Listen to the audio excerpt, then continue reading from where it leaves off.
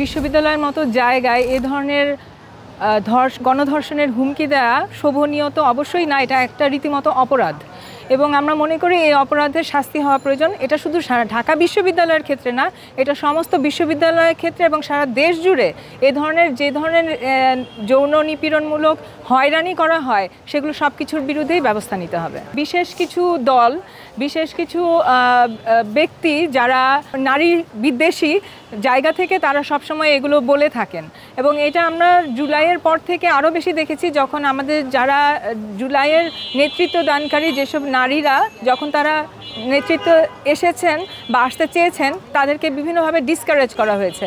কাজে এটা কেন হচ্ছে, এটার রুট আসলে অনেক দূর পর্যন্ত বিস্তৃত। এখানে যারা নারী বিদ্বেষী জায়গা থেকে একটা দলীয় অবস্থান থেকে চায় যে নারীরা এখানে উঠে না আসুক, তারাই আসলে চাচ্ছে যে এই ধরনের হেনস্থা করে তাদেরকে দূরে রাখতে এবং নেতৃত্ব দেয়া থেকে তাদেরকে এক ধরনের ডিসকারেজ করার চেষ্টা করছে। ক্ষমা চাওয়া মোটেই সমাধান না, এভাবে ক্ষমা চেয়ে আসলে এইগুলোর সমাধান হবে না। এখানে একটা দৃষ্টান্তমূলক শাস্তি দিতে হবে এবং আমরা মনে করি যে এই দৃষ্টান্তমূলক শাস্তিটা দেওয়ার মধ্য দিয়ে একটা বার্তা পৌঁছাবে যে পরবর্তীতে কেউ যেন আর এই ধরনের কাজ না করে। দেশে দেশে সবার সাথে দ্য নিউজ।